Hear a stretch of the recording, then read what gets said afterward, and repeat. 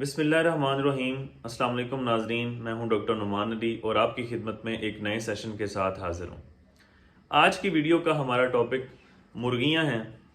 आम तौर पे जो घरों में, शहरों में, चाहे चाहे देहातों में हम मुर्गियां रखते हैं तो उनका मकसद गोश्त तो होता ही होता है, लेकिन उनका जो मेन मकसद है वो अंडे हासिल करना है सर्दियों में, ताकि उसे हम अच्छे तरीके से इस्तेमाल करें, अपनी खुराक का हिस्सा बनाएं।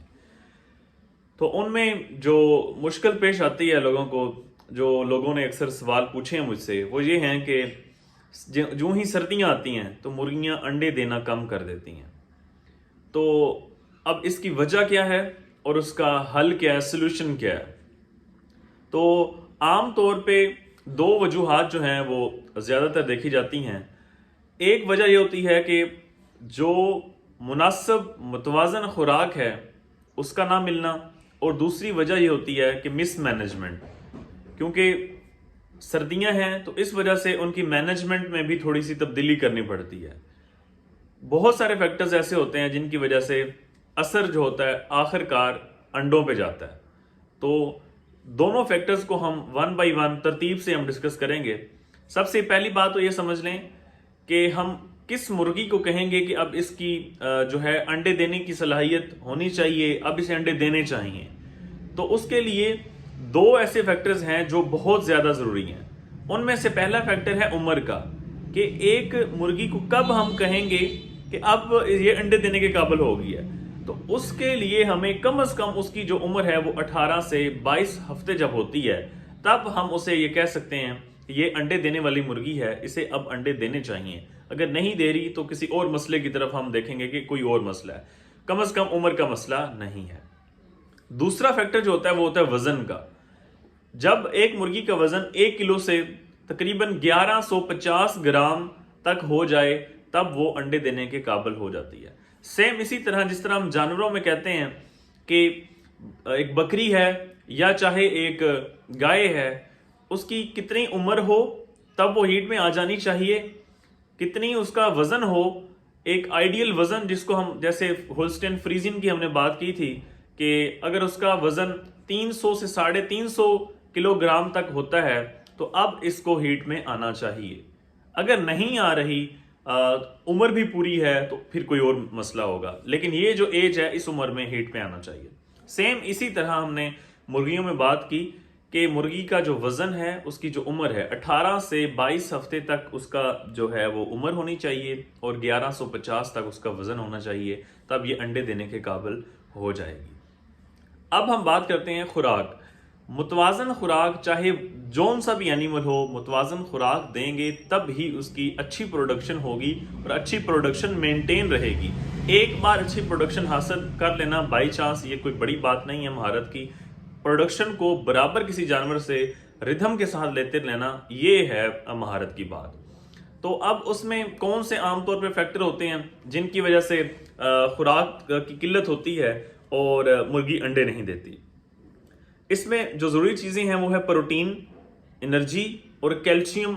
ये आमतौर पे इनकी कमी नहीं होनी चाहिए, ये बराबर उनको मिलनी चाहिए।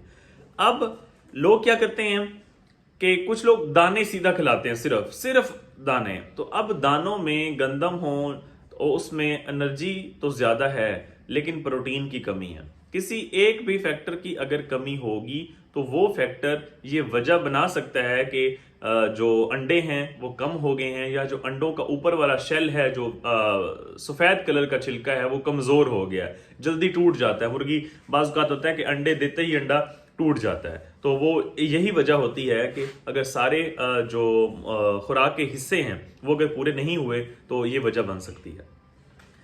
दूसरे नंबर पे साल्ट इनटेक। अगर नमकियात की कमी हो गई है तो उसकी वजह से जो हाजमा है वो अच्छा नहीं होगा, भूख में कमी लगेगी।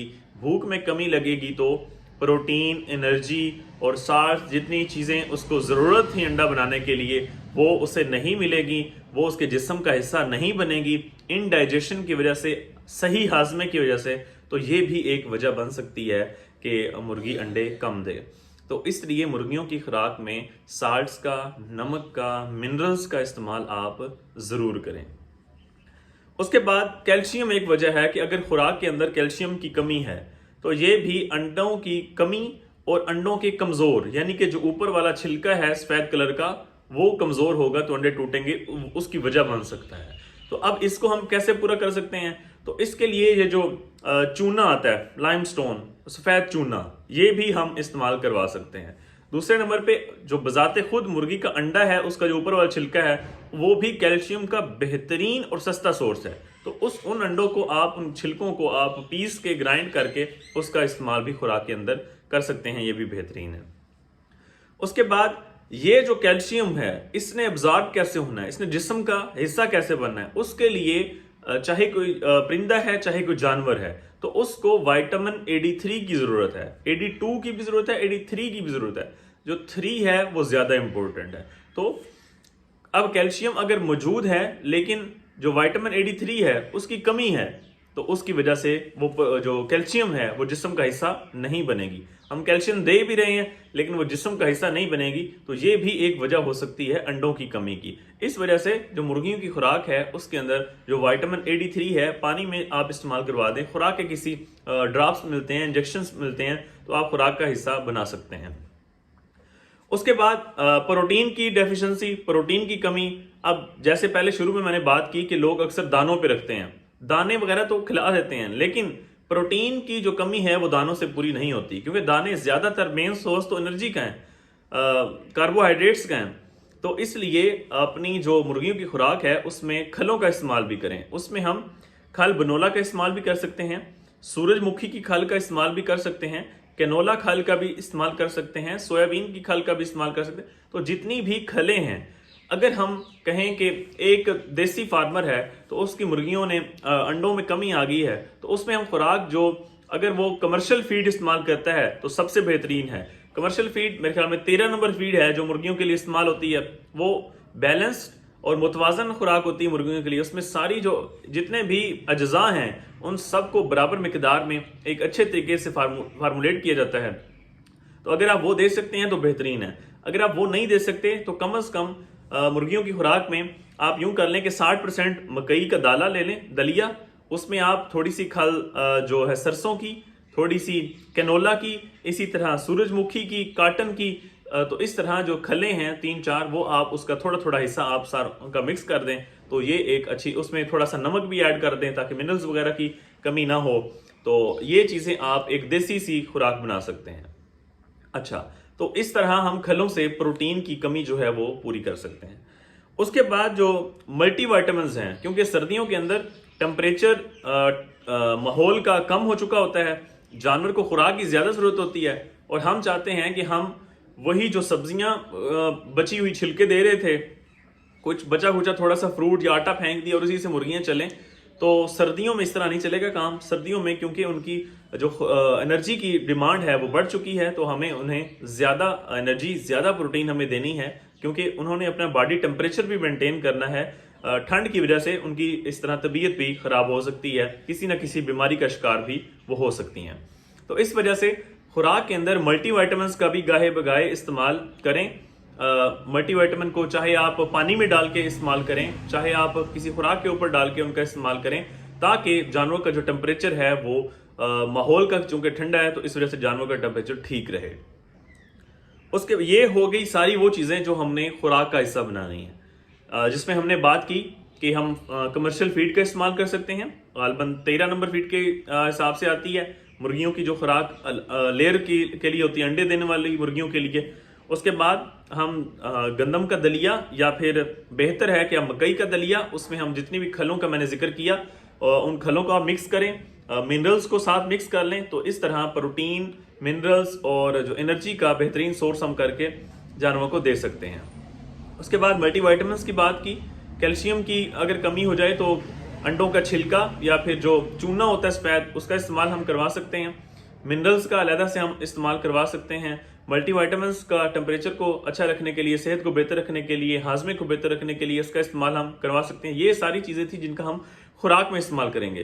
شروع میں نے جس طرح بات کی کہ ایک پورشن ہے خوراک کی کمی کی وجہ سے انڈوں میں کمی آنا، دوسرا پورشن ہے مس مینجمنٹ، صحیح طریقے سے مینج نہ کر پانا، اس کی وجہ سے بھی جو انڈوں میں کمی آتی ہے، کیونکہ جانور کمزور ہوگا किसी ना किसी शिद्दत का, मौसमियाती शिद्दत का शिकार होगा, तो अल्टीमेटली आखिरकार उसकी जो प्रोडक्शन है वो कम होगी। अब उसमें जो सबसे पहला नंबर है वो है फ्रेश वाटर का। आमतौर पे लोग क्या करते हैं कि रात को जो पानी उनके पिंजरे में जो बर्तन रखा हुआ है उसमें डाला है तो वही बस पड़ा हुआ है, जब तक वो पानी खत्म नहीं होगा चेंज नहीं करना। तो भाई सर्दियां चल रही हैं, सबसे पहले आप बार बार उनका पानी चेंज करें, जितनी मैक्सिमम जितना आप चेंज कर सकते हैं उतना करें, ताकि वो फ्रेश वाटर, ताज़ा पानी जितना वो ज़्यादा से ज़्यादा पी सकते हैं वो पिएं। ठंडे पानी से, बासी पानी से वो किसी न किसी बीमारी का शिकार हो सकती हैं, रेस्पिरेटरी इश्यूज का, फेफड़ों की कोई ना कोई बीमारी होने, सांस लेने में दुश्वारी, फिर इस तरह टेम्परेचर का कम हो जाना, वो किसी न किसी बीमारी का शिकार हो सकती हैं। तो कोशिश करें कि ठंडे पानी का इस्तेमाल ना करवाएं, बार बार पानी को तब्दील करें। दूसरे नंबर पे जो बहुत ही इंपॉर्टेंट बात है वो ये है कि सर्दियों में अंडे कम हो गए, उसका डायरेक्ट ताल्लुक है लाइट की कमी की वजह से। दिन छोटे हो चुके हैं, लाइट कम है, लाइट का ताल्लुक है इनके हार्मोन्स से।